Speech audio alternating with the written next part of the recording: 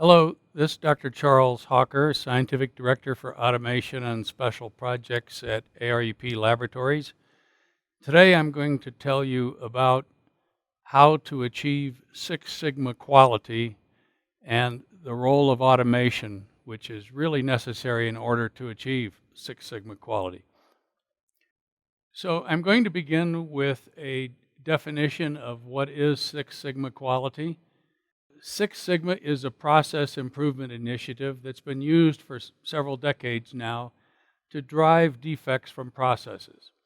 The goal is to create near perfection through continuous improvement. It makes heavy use of statistics, and the measured quality is usually expressed as defects per million opportunities, or DPMO.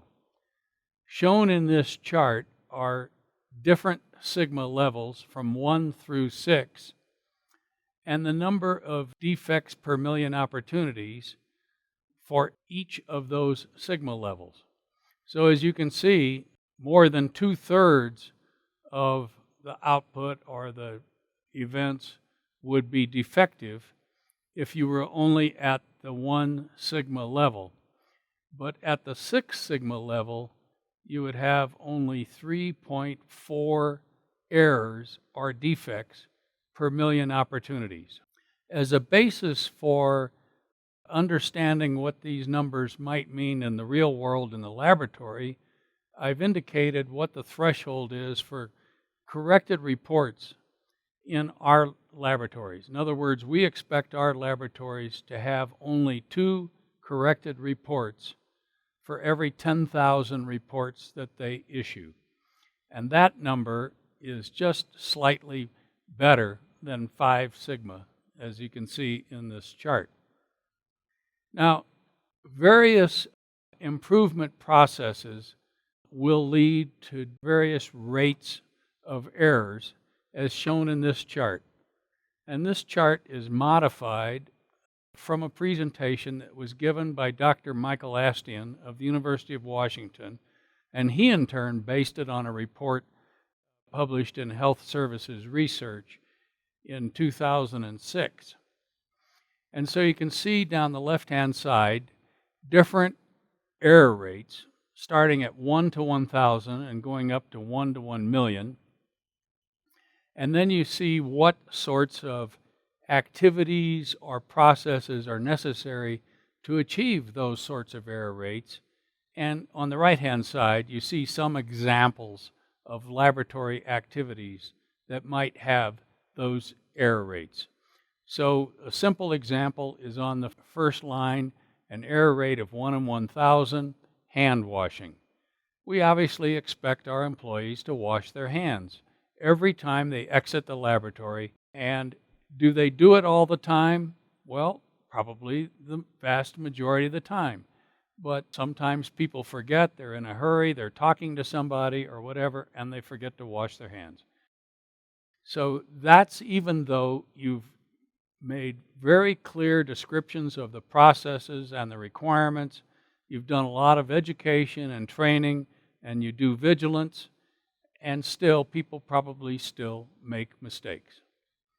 Now, if you add to those methods of ensuring compliance such things as reminders, checklists, communication, retraining, competency testing, and other processes that might reflect human behavior, you can improve the error rate to perhaps 1 in 10,000.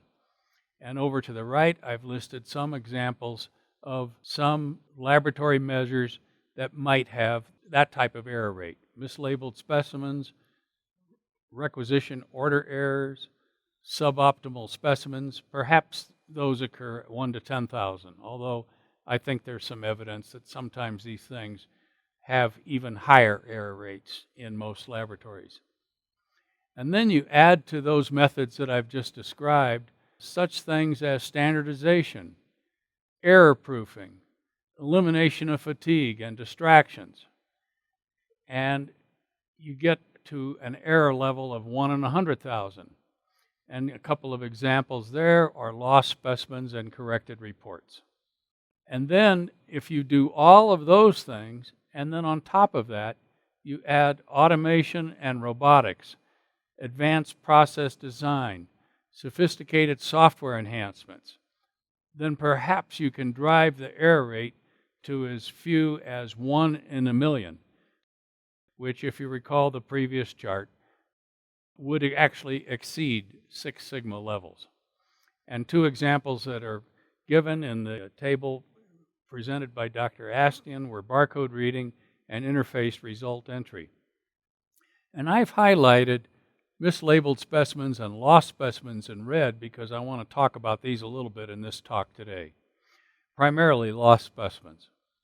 So at ARUP, we're fortunate to have been able to develop a 22-year history of our lost specimens. And this chart shows the early years, starting in 1991, and in which the rate of lost specimens dropped from nearly 1 per 1,000, or on this chart, 100 per 100,000, to below the 5 sigma line and below the line for 10 per 100,000. Now this scale along the left side is a logarithmic scale, and the baseline, of course, is the years. There was a process improvement that occurred that resulted in that early improvement, which was simply not allowing lab sections to directly call the clients claiming that the specimen was lost. That used to happen in 1991, and a manager implemented a change to prevent that and required an extra search to look for the lost specimens. And so you can see the great improvement just from that simple process improvement. In 1998, we installed original automation system, and you can see from about 1998 through 2003 in this middle section of this chart some continuous improvement in the rate of lost specimens. And in addition to installing our first track system, which did include a storage sorting capability, we replaced our assembly line that we had had in specimen processing with individual workstations. This is just a quick blueprint of the original lab automation system that we installed in 1998. It could handle 2,000 specimens per hour. It had 30 workstations and 4 sorters. Now this chart takes it next series of years out through about 2008, and you can still see this same steady improvement. And this additional data on this chart, the improvement was due to a major expansion of our track system, including more sorters, the introduction of our automated robotic storage freezer, and an automated storage and retrieval process. So both process improvement and automation. So here on this chart you see the much expanded specimen processing work area, the much expanded track system, 8 sorters, and you see the automated storage and retrieval system in the freezer. Now here is this chart showing the last few years through 2012. And we added an automated sort-to-light system, which I'll describe in a moment. And in terms of process improvement, we added specimen receiving pods. And you can see that the monthly lost specimen rates continued to decline, and there are actually 3 green dots that are below the 6 sigma line of 0.34 per 100,000, since that's the scale I'm using here in this chart, or 3.4 defects per million opportunities. So this is the sort-to-light system, and it's handling the manual specimens that do not go on the automated track. So about 15% of the volume does not go on the track because these are containers that don't fit in track carriers. They're not tubes. Or they may be critical frozen molecular tests. And the technician reads a barcode on the tube and a light lights up in a square around the bin where that specimen's to be placed. So it has eliminated sorting errors that occurred because employees read the test code incorrectly and put it in a sort bin for the wrong lab. And in this drawing, you see the automated track again, but you see these specimen receiving pods where 4 employees work together as a team in a small group. And you can see that in this drawing of specimen processing. So if we now go back to our definition of Six Sigma quality of 3.4 defects per million opportunities, I want to talk about what an opportunity means when we're talking about lost specimens, because really each time the specimen is handled, that's an opportunity to lose the specimen.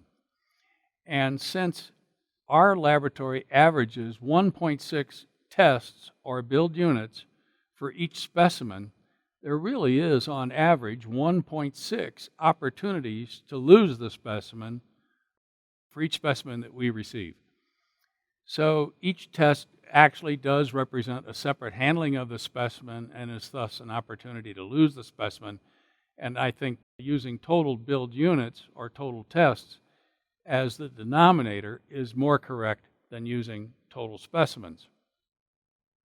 So here is that same chart. And now you see there are actually 9 points below the Six Sigma line. And so it's probably more convincing than the other chart when total specimens was used as the denominator to indicate that we have achieved Six Sigma quality, and our rate of improvement in lost specimens is continuing to get better and better. The rate is going down and down. We don't have data prior to 1998 on this slide because the whole country had to change its definition of a build unit when the government changed that for us. So, coming back to this chart that I showed at the beginning of the talk, I have indicated that lost specimens can probably get to Six Sigma levels if you do the automation, robotics, advanced process design, and software enhancement as Dr. Astian had in that last grouping of methods of improving accuracy.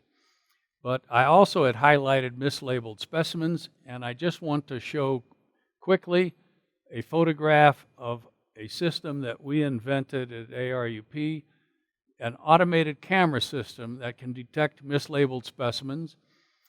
I invite you to go see the article in Clinical Chemistry in March of this year. The citation is given there on the slide, and we are now in the process of building 4 new of these machines, which we expect to have in production on our new automation about a year from now.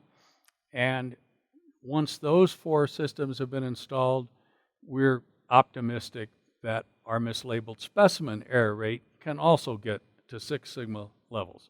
So thank you very much for your attention.